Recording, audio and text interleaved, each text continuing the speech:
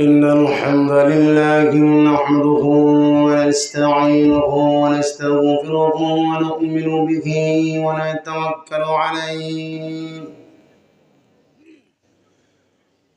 ونعوذ بالله من شرور أنفسنا ومن سيئات أعمالنا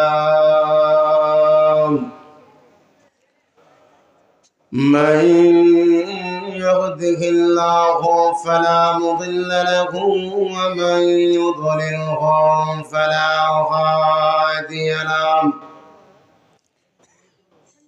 ونشهد أن لا إله إلا الله وحده لا شريك له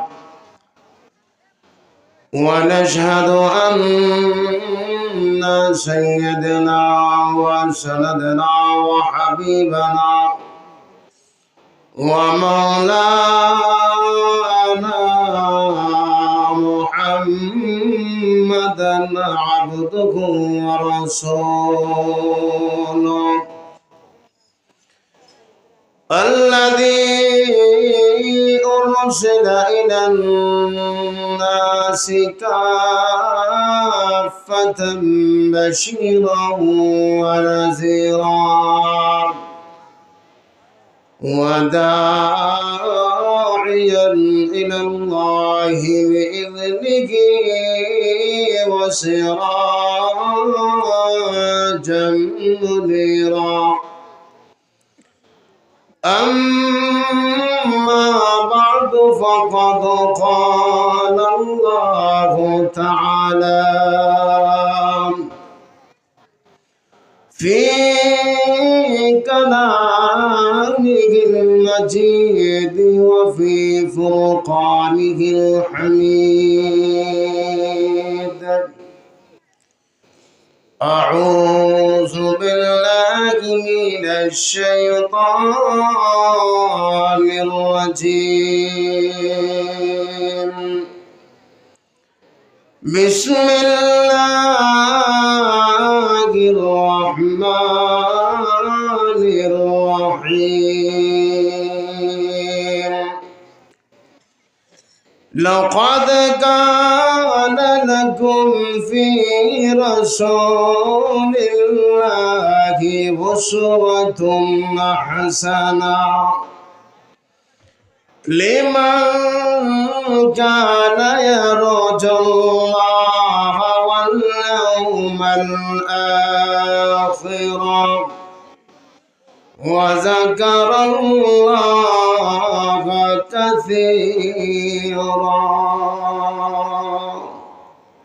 صدق الله العظيم وقال النبي صلى الله عليه وسلم بعثت لأتمم مكارم الأخلاق وصدق رسوله النبي الكريم ونحن على ذلك لمن الشاهدين والشاكرين والحمد لله رب العالمين صلى الله على سيدنا ومولانا محمد وعلى آله وأصحابه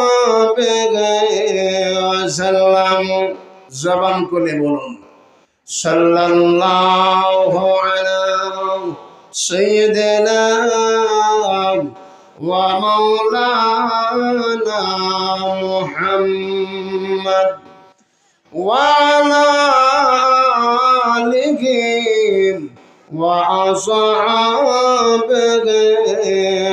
وسلم يا لاقي دقاد हमें दियार मदीना इलाही बना दे हमें गुबार मदीना बलगल उला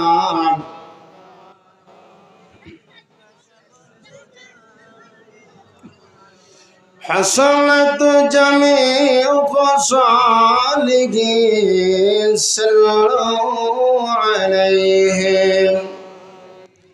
करीमुश शजाया जलीलुस सियम नबीउल बराया शफीउल अमान बलगल उला बिकमालिही कशफत तुजा बिजमालिही हसनत जमीअ ख़सालिही सल्लल्लाहु अलैहि। জবান করে একটু জিকির করি। আর যারা দাঁড়িয়ে আছে ইনশাআল্লাহ বসে পড়ি। যারা এখনো দাঁড়িয়ে আছে মেহেরবানি করে বসে পড়ি। আসলে আমরা দেখি সাপ খেলা দেখে মানুষে দাঁড়ায়া দাঁড়ায়া, সাপ খেলা মানুষ দাঁড়ায়া দেখে, কেন বয় আছে, কখন আবার সাপ ছুটাইয়া দংশন করবো এই বয় তাহে। মাহফিলকে এমন কোনো বয় আছে নাকি? তা আরো জোরে বলেন। তাহলে দাঁড়ায়া থাকার কোনো অবকাশ নাই। এরকম ঠিক না? ঠিক না? এতএব আমি বিনয়ের সাথে বলতে চাই, এই মাঠে বসলে উপকার হবে, দাঁড়ায়া থাকলে এটা সৌন্দর্য না, এটা একটা বিশৃঙ্খল দেখা যায়। যেরকম ঠিক না? ঠিক না? এই জন্য এই যুবকরা এখনো দাঁড়াই আছে। হয়তো এই যুবক ভাবতেছে কি বসবো কি বসবো না, তাকাম কি তাকাম না, এমন একটা চিন্তায় আছে। এবার জায়গা দেখা যায়, জায়গা এই যুবক যায় না। যাই হোক, মহাব্বত একটু জিকির পড়ি। করতে রাজি আছেন ইনশাআল্লাহ? লা ইলাহা লা ইলাহা ইল্লাল্লাহ লা ইলাহা লা ইলাহা ইল্লাল্লাহ লা ইলাহা ইল্লাল্লাহ। যাদের দিলে আছে আল্লাহর ভয়, যাদের দিলে আছে আল্লাহর ভয়, আল্লাহ আল্লাহ সব সময়। দুনিয়াদারি ভালো লাগে না, দুনিয়াদারি ভালো লাগে না, ভালো লাগে শুধু মৌলার জিকির। লা ইলাহা আরো জোরে লা ইলাহা লা ইলাহা ইল্লাল্লাহ মুহাম্মাদুর রাসূলুল্লাহ সাল্লাল্লাহু আলাইহি ওয়াসাল্লাম। সাউতুল হেরা নুরানি হাফেজিয়া কওমি মাদ্রাসা ছাত্রদের, হাফেজ ছাত্রদের দীক্ষাবন্দি উপলক্ষে আজকের মাহফিলের শ্রদ্ধাভাজন সভাপতি, বিশেষ অতিথি, আরো যত মেহমান আছেন, উপস্থিত সমবেত প্রাণপ্রিয় মুসলমান ভাইরা, পর্দার অন্তরালে বসে আছেন আমার সম্মানিত মা বোনেরা, আল্লাহ পাকের অসংখ্য গণিত শুকর আদায় করে, যিনি অত্যন্ত দয়া করে এই কনকনে শিক্ষা অপেক্ষা করে আমাদেরকে কোরআন এবং হাদিসের মাহফিলে শরীক হওয়ার তৌফিক দিয়েছেন। এই জন্য আমরা সকলে প্রাণ খুলে শুকর দিব আলহামদুলিল্লাহ। আগে একটা ওয়াজ করি, এরপরে যাবো একটা ভূমিকা। ভূমিকাটা হলো আলহামদুলিল্লাহ, যে শব্দটা যারা কোরআন পড়ছে আরো পারে, যে না পড়ছে তাইনও পারে কিনা পারে। এই দুই ব্যক্তির মধ্যে পড়া পারলে উনি পারেন, না পারলেও পারে। শুনলে শুনলে দুটো যে গায়, ও চাচা তুমি যে কইছো আলহামদুলিল্লাহ, এটা ওয়াক্কর দিকে এমন গো বলি তো কইতাম না, এটা জানি না। কইছে আলহামদুলিল্লাহ, অক্ষর কয়টা গো আর হরফ কয়টা, এটা আমরা এলাকায় অক্ষর কই, অক্ষর হরফ কয়টা, তাহলে বলে হরফ কয়টা কইতাম না। কিন্তু আল্লাহ রাসূল বলেন তুমি পড়ো আর না পড়ো, ইমান যদি ভালো থাকে, ইমানটা তোমার সুন্দর হয়। কালামটা কার? আল্লাহর কালাম। আলহামদুলিল্লাহ, আল্লাহর প্রশংসা, যিনি প্রশংসার যোগ্য তিনি কে? আরো জোরে আল্লাহ। তুমি কিন্তু যোগ্য, প্রশংসার যোগ্য তুমি, তোমাকে প্রশংসার যোগ্য মানায়। আর কোন মাখলুককে প্রশংসার যোগ্য মানায় না। আমরা যদিও কই মিছিলের সময় অমুক বই চরিত্র না, যাই হোক, আল্লাহ বলেন তুমি এমন মালিকের প্রশংসা করো যে মালিক এই প্রশংসার যোগ্য। সুবহানাল্লাহ বলেন। বান্দা, যদি তুমি তোমার ঈমান দিয়ে ইখলাসের দরজা দিয়ে বলো আলহামদুলিল্লাহ, কোরআন তুমি পড়ো, আল্লাহ পড়ো, দুই আশকের সাথে মহব্বতের সাথে এই কথাটা তুমি জবান দিয়ে বলো আলহামদুলিল্লাহ। আল্লাহ বলে বান্দারে, যখন তুমি আলহামদুলিল্লাহ বলেছ, ওয়াক্কর গুলি ছিল না, কয়টা ওয়াক্কর আছে? কিন্তু 8টা হরফ সমন্বয়ে বাক্য আলহামদুলিল্লাহ। আল্লাহু আকবার বলেন। 8টা হরফের সমন্বয়ে বাক্য আলহামদুলিল্লাহ। আল্লাহ রাব্বুল আলামিন জান্নাত কয়টা বানিয়েছেন জানেননি গণ? 8টা জান্নাত। আর আলহামদুলিল্লাহর প্রশংসার মধ্যে হরফ কয়টা? তো 8টা মিল আছে না নাই? মিল করলেন কারণ তার কারণটা হইল এই জন্য মিল করেছেন, যেহেতু আমি আল্লাহ রাব্বুল আলামিন 8টা জান্নাত বানিয়েছি, আমার প্রশংসা করবে 8 হরফ দ্বারা। প্রশংসা যদি প্রশংসার মতো হয়, তোমার বলার সাথে সাথে আমি আল্লাহ রাব্বুল আলামিন তোমার সম্মানার্থে আমি আল্লাহর 8টা জান্নাতের দরজা তোমার জন্য খুলে দেওয়া হয়। আমার বন্ধুগণ লক্ষ্য করে দেখেন, এমন মানুষ আছে মাহফিল বসার পর উঠতে যাই, ধারণা শেষ হয়ে যায় গা, ঠিক না? এমন হয় না? মাহফিল আসতেছে, আসার আগে স্ট্রোক নামে যে মহামারী আছে, স্ট্রোক আমি কইতে পারি না, এটা কি কয়, স্ট্রোক না টুক কোনটা কই জানি না, স্ট্রোক, হ্যাঁ, রাতরা আত্মা, এমন অবস্থা। লক্ষ্য করে দেখেন, মাহফিল আসার অবস্থায় নিয়ত করছাইতো, কিন্তু আইতাছে না, গেছে গা। আল্লাহ ওয়ালাই বিশ্বাস করো, যতক্ষণ তুমি মাহফিল থাকবা, বসে থাকবা, আর এই জবানে এই কথাটা যদি বলতে আলহামদুলিল্লাহ, সময় সময় আলহামদুলিল্লাহ, সময় আল্লাহু আকবার, সময় সুবহানাল্লাহ, আছে না নাই? আমরা দেখা যায় এই ব্যাপারে দুর্বল, সুবহানাল্লাহ কইলেও হয় না। বক্তার একটা কৌশল বানাইছে, আরে আস্তে তো হয়, তেজুরা কয়, ঠিক না? সুবহানাল্লাহ কয় না, তখন বক্তারা কয় আস্তে কন। তাহলে বাংলার হিসাব হইল কোনটা জানেন? বাংলার হিসাব হইল না হলের বেশি করবো, দেখুন, ঠিক না? এটা বাংলার সিস্টেম। দেশের সিস্টেম হইল কি, যদি বলেন যে এটা কইরেন, এটা বেশি করবো, যদি করেন করেন, করতো না। এর লেগে এখন বক্তাররা কয় সুবহানাল্লাহ আস্তে কয়, তোলে জোরে কয়, ঠিক না? যাই হোক, এই জন্য আমরা সময় সময়ে আলহামদুলিল্লাহ বলতে ইনশাআল্লাহ পারবো তো, সুবহানাল্লাহ পারবো তো, আল্লাহু আকবার পারবো তো। আল্লাহ আমাদের সকলকে যথা সময় আল্লাহু আকবার বলা, সুবহানাল্লাহ বলা, আলহামদুলিল্লাহ বলার তৌফিক বলি আমিন। এবার আসেন আমাকে বিষয়টা দেওয়া হয়েছে বিশ্ব নবীর জীবনী।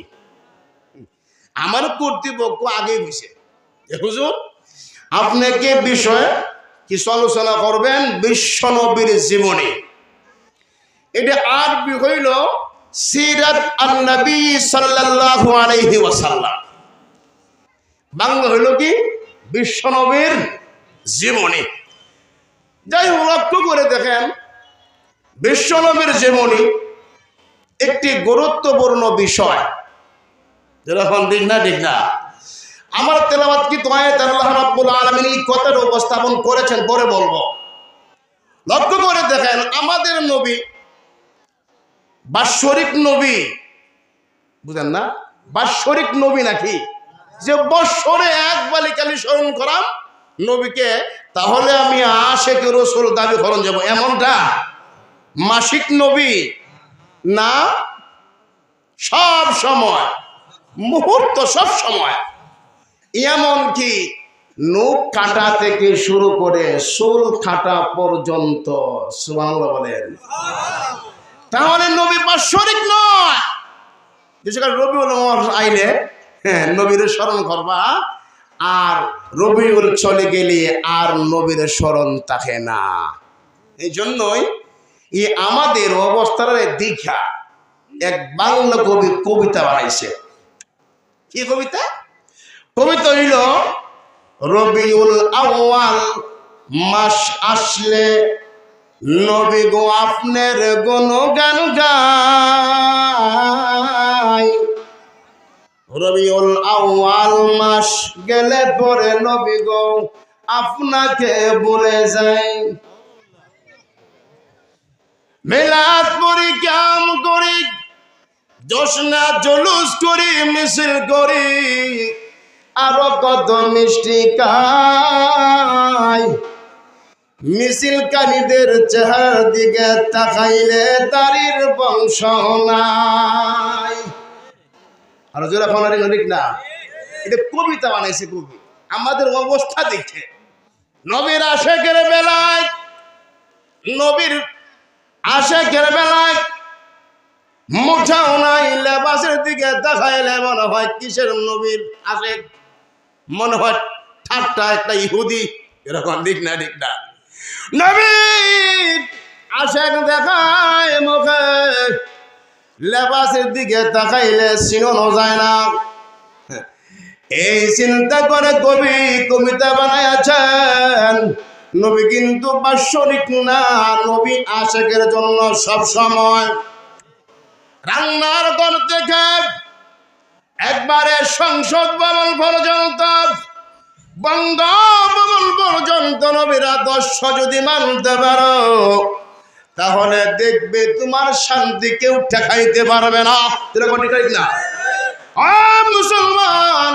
তা যদি না হয়, যতক্ষণ পর্যন্ত নবীর আদর্শ মানুষের ভিতরে আনয়ন না হবে, সংসদে আনয়ন না হবে, রান্নার ঘর আনয়ন না হবে, ততক্ষণ পর্যন্ত খোদার কসম করে বলে পরশিনকালেও শান্তির আশা করতে পারো না। জবানে বলবা মিছিল শান্তি চাই, স্লোগান দেবা শান্তির বিকল্প নাই, শান্তির দরকার, কিন্তু জবানা জিহ্বা দিতে যাবে, বাস্তবতা পূরণ হবে না। এই জন্য আসুন আমার বিষয়টা বলতে চাইলে একটু সময় লাগবে, সময় দিবেন তো। আর আমি এলাকা একবারে নিউ বুঝেন তো, একবারে নতুন, জানি না কে কোন বাইর নিবেন আমারে, আবার কেউ কইবেন এটা শুনি বুঝেন তো, দেশে আছে না, কেউ কইবেন ওহাবি, কেউ কইবে তাবলিগি, কেউ কইবেন জামাতি, কেউ কইব আবার কিতা এই ইসলামী। এমনটা বলার কোনো দরকার নাই, আগে বুঝেন।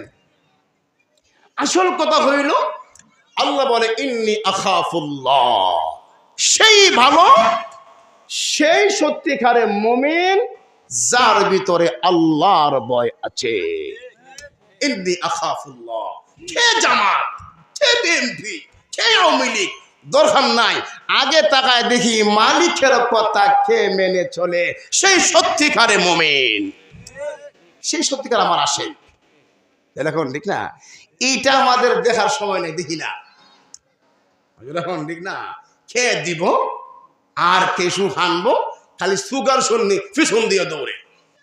হ্যাঁ এখন ঠিক না, এই জন্য আসুন আমার বিষয়টা একটু বলতে গেলে কিছু ভূমিকার মাধ্যমে ডাইরে হইলে বুঝতেন না, একটু এক্সাম্পল দিয়ে বলতে হবে। শুনতে রাজি আছেন? আরো জোরে বলেন। এবার আসেন, লক্ষ্য করে দেখেন, আল্লাহ রাব্বুল আলামিন বলেন, আমার নবীকে আমি তোমাদের কাছে প্রেরণ করেছি মডেল হিসাবে। মডেল বুঝেন তো? মডেল, মডেল হিসাবে প্রেরণ করেছি। কারণটা হইল, যদি নবীর মডেল, তার কারণটা আবার মডেল বলতে নবী আবার আল্লাহ না। মডেল বুঝেন তো কি? নমুনা। নমুনা, এই নমুনায় যদি করা হয় তোমার কাজটা মালিকের কাছে গ্রহণযোগ্য হইব, এইটা হয় মডেল বা নমুনা। মডেল ছাড়া, নমুনা ছাড়া যদি কাজ করো, কাজ হয়ে যাবে, কোম্পানি তা গ্রহণ করবে না। কথা বুঝতেছেন? আল্লাহ রাব্বুল আলামিন বলেন, আমি নবীকে তোমাদের কাছে প্রেরণ করেছি। নবী কিন্তু মাখলুক, আমার সৃষ্টি। যখন ঠিক না, ঠিক না, এত এবে সৃষ্টির ভিতরে আমি আল্লাহ রাব্বুল আলামিন এত সম্মান, এত মর্যাদা দিয়েছে। আমি আল্লাহর পরে যার সম্মান গো, যার মর্যাদা, তিনি বলেন মুহাম্মাদুর রাসূলুল্লাহ। লক্ষ্য করে দেখেন, মডেল আল্লাহ বানায়া দিলেন। এমন অবস্থায় বলে, মনের মধ্যে কি বুঝো? আল্লাহ রাব্বুল আলামিন কোরআন শরীফে বলেন, ওয়ামা আরসালনা মির রাসূলিন ইল্লা লিয়ুতা'a বিইذনিল্লাহ।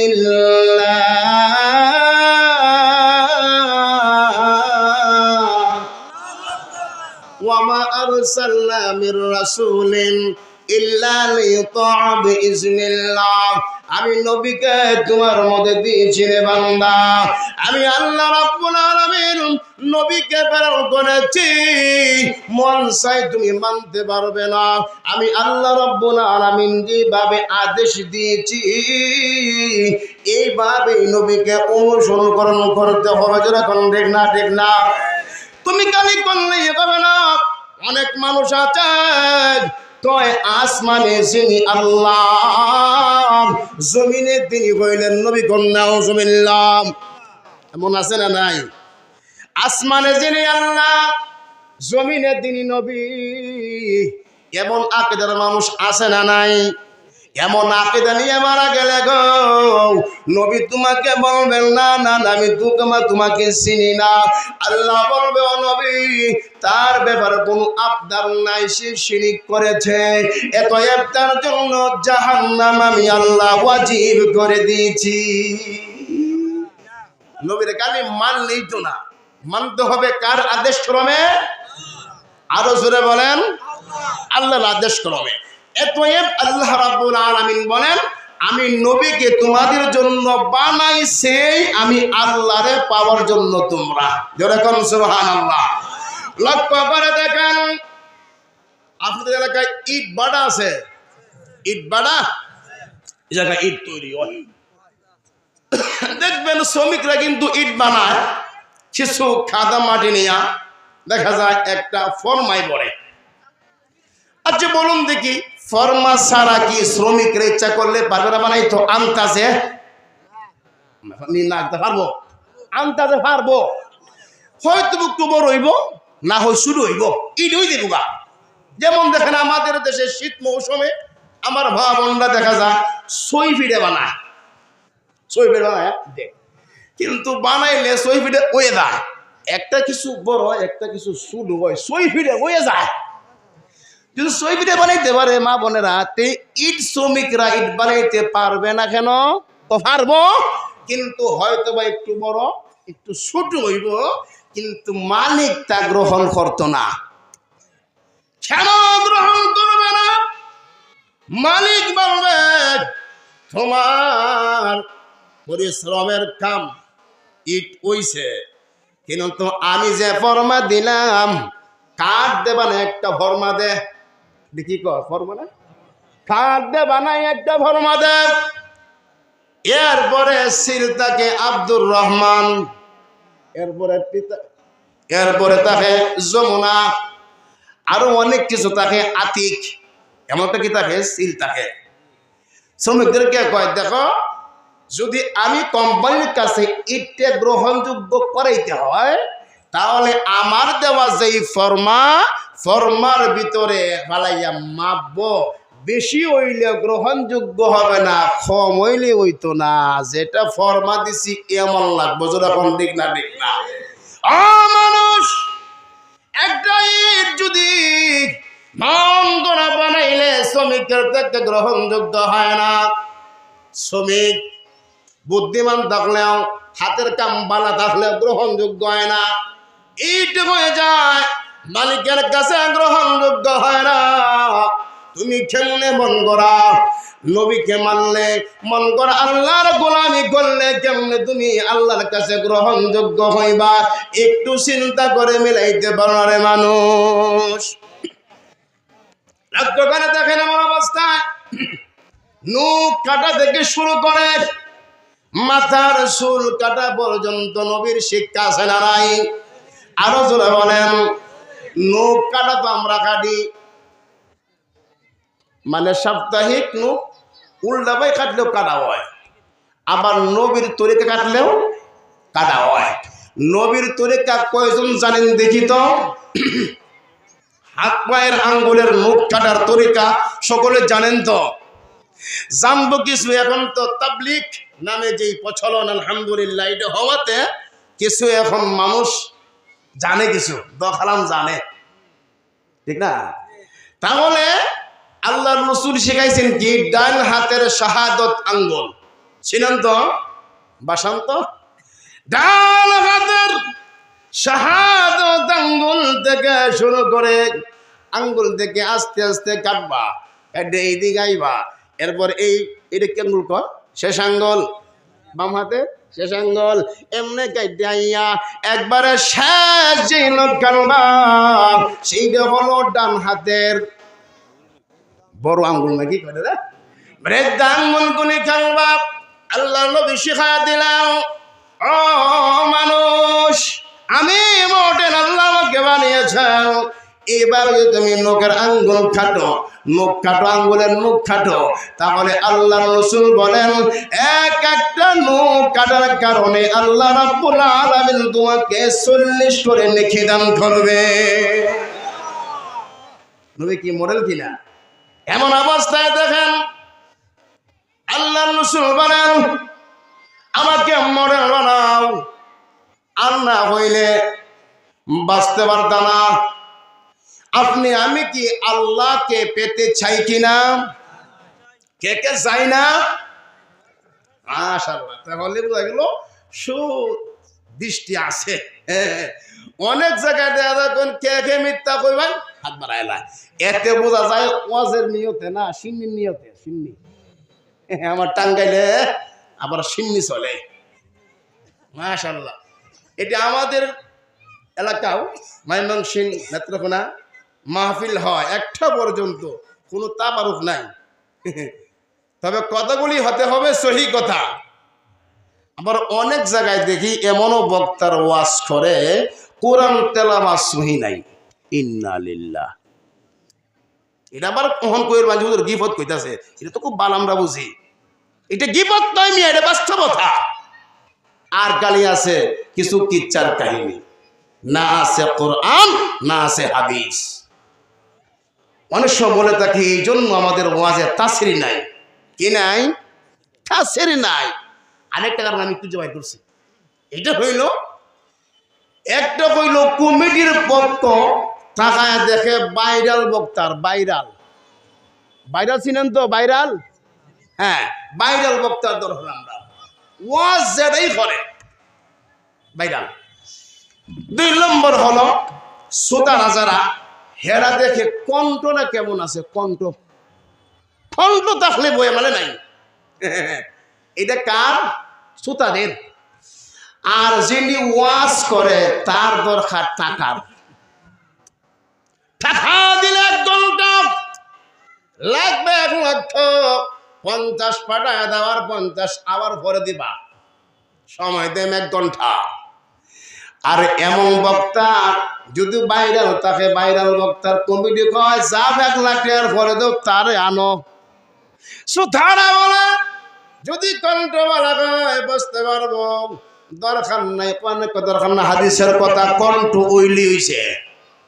এই জন্য দেখা যায় অজাতি জায়গায় জায়গায় মাহফিল হয়, ঘরে ঘরে মাহফিল হয়, কিন্তু একটা মানুষের পরিবর্তন চোখে দেখা যায় না।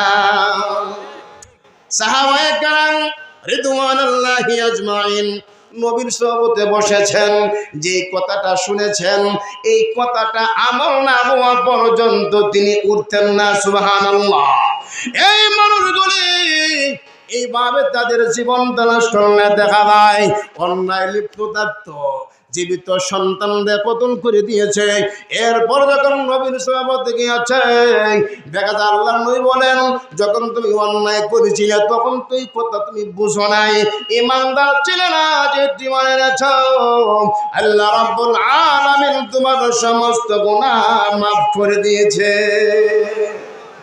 মানুষ লক্ষ্য করে দেখো, এখন পর্যন্ত এমন অবস্থাটা আমাদের মধ্যে থাকতো, এত ওয়াজ লাগলো না গো।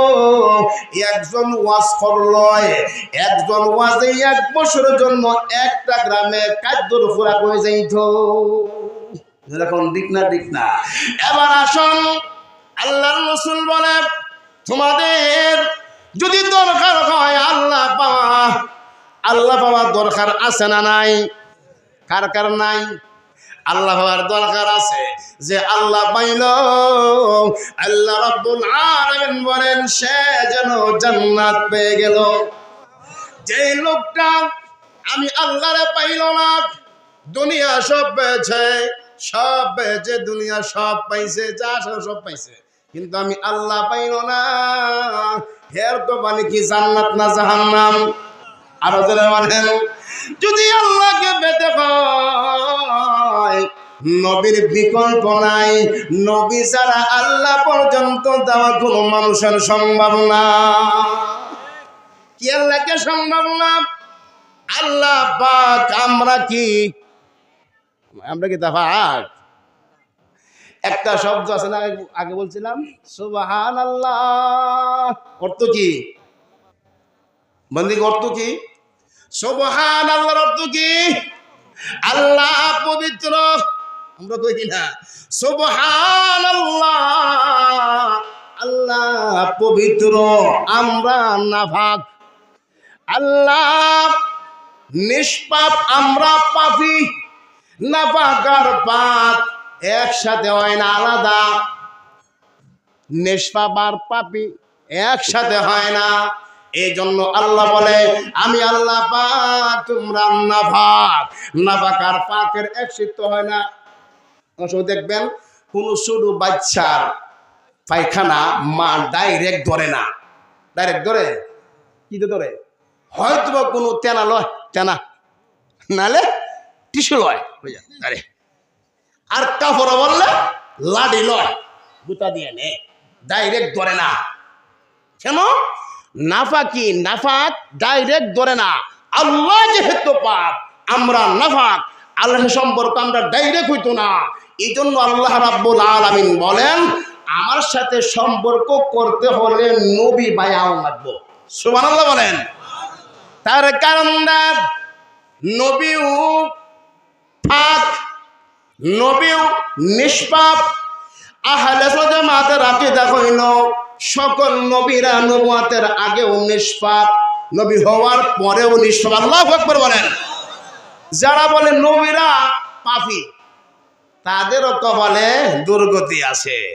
এদের যেরকম দেখ না, নবীরা আহলে জামাতের আকীদা বিশ্বাস হইল আদম থেকে শুরু করে প্রতিটি নবী নবুয়তের আগেও ছিলেন নিষ্পাপ, নবুয়তের পরেও নিষ্পাপ।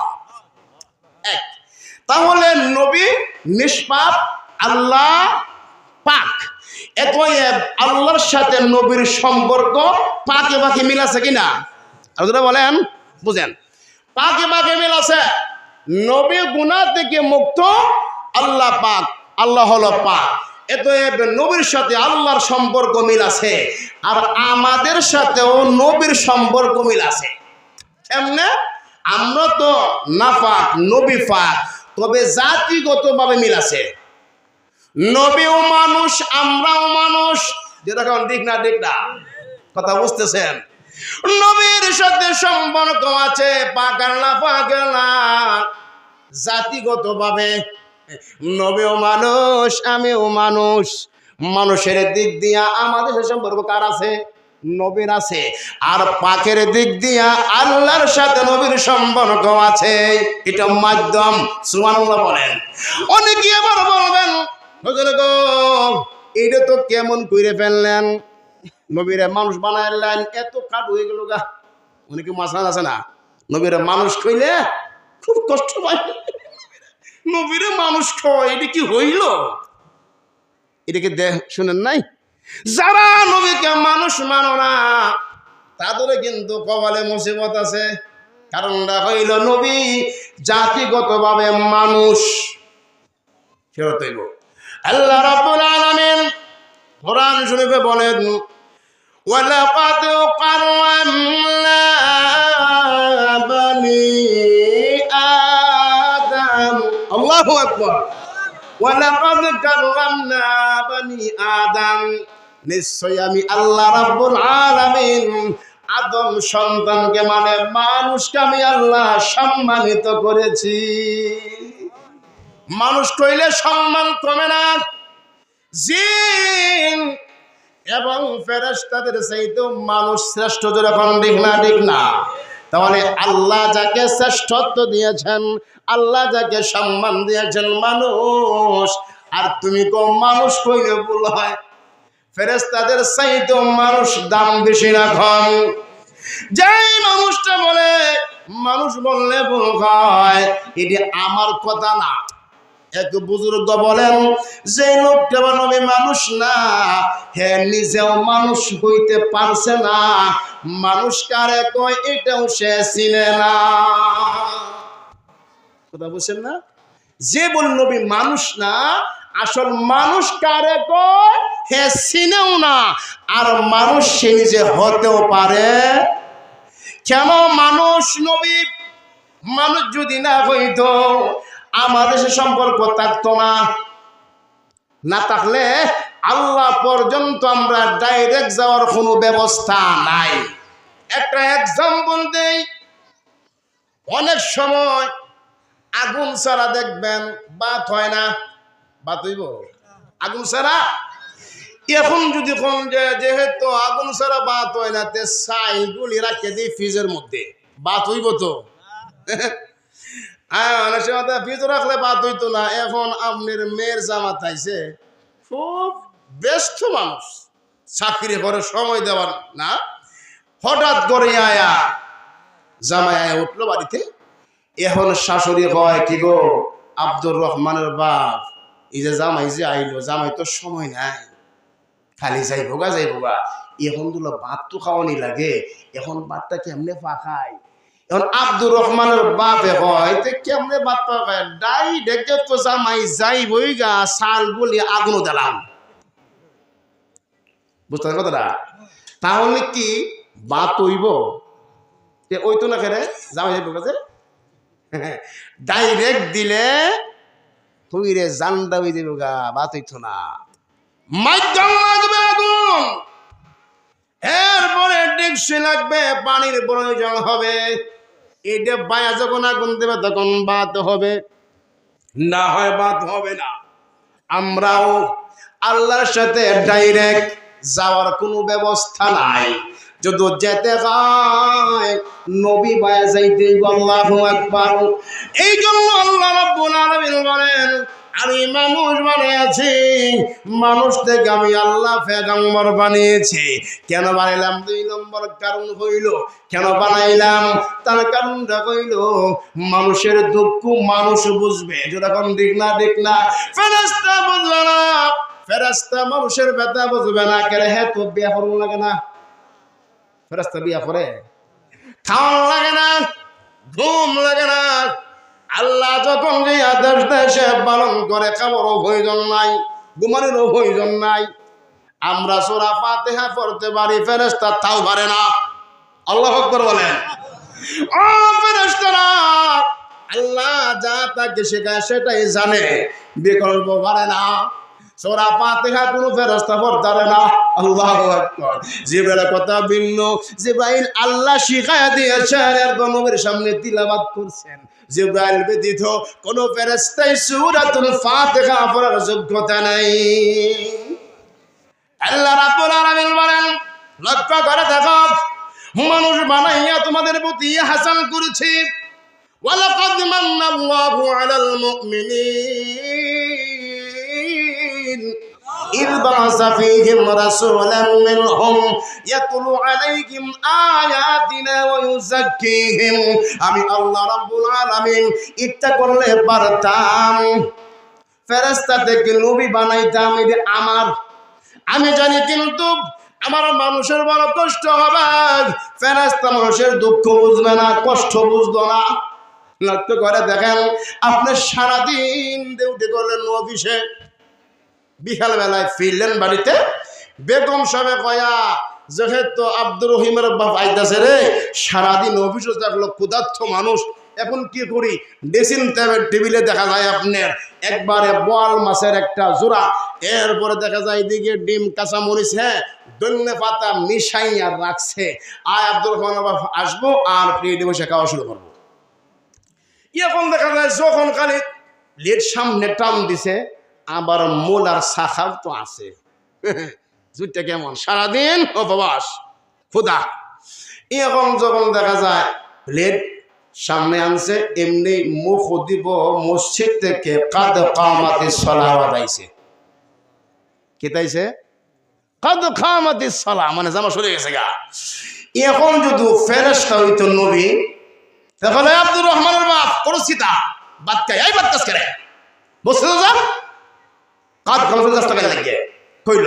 হ্যাঁ, কিন্তু তিনি কইল যে আমার তো বেটি কিতা লাগছে। ফেরেশতা কইল কিতা কিতা কিতা কিতা রে, কির কিতারা যা।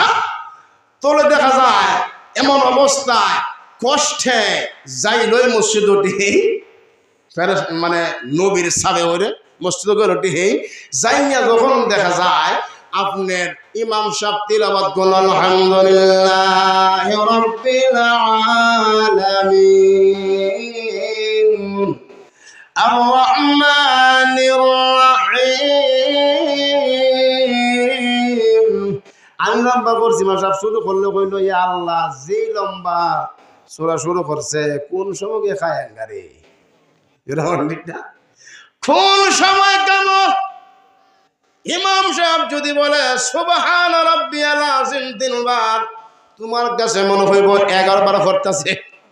এটা কাইতে রাখতেছে যে তোমার কাছে মনে হইব 20 বার করতেছে। হারে কখন নামাজ শেষ হবে?